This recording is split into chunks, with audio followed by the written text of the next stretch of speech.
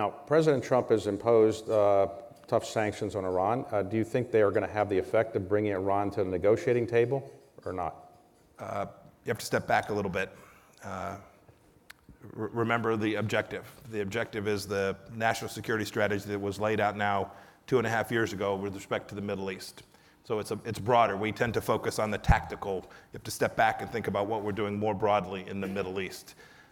With respect to Iran, it's the world's largest state sponsor of terror. It has the capacity to continue to work towards developing a nuclear weapon system, which would cause proliferation risks all throughout the Middle East.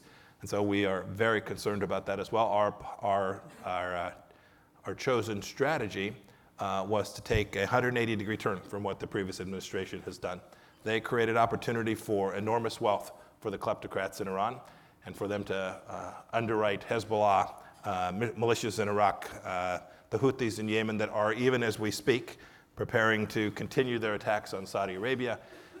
We've decided to go the other way. We're trying to reduce their resources to conduct terror campaigns all around the world, build out their missile systems and their nuclear program, and we've been incredibly effective at that. I remember, David, I'm sure no one in this room, but many here in Washington said that American sanctions alone won't work. Right. Well, they've worked. We have taken over 95% of the crude oil that was being shipped by Iran all around the world. We have taken it off the market, and we've done so with, I checked when I came in, Brent crude is at $63.34. 17-18% lower than when we withdrew from the JCPOA. So we have managed both to protect the economic growth that the world needs while doing our best to deny resources to the Islamic Republic of Iran regime. Prospect of another Iranian agreement, one that's more favorable to your point of view and the president's point of view, is that likely to happen this year, next year, or you just can't predict? I don't do time. Timelines are a fool's errand. In my business.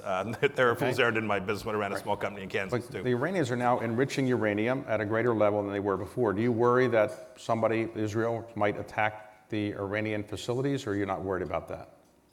Yes, they're enriching more than they were under the agreement. Their temporary reduction in enriched uranium has now ended. They're moving back in the wrong direction. We're urging them to think about it. But for us, it's not about these levels set in the JCPOA.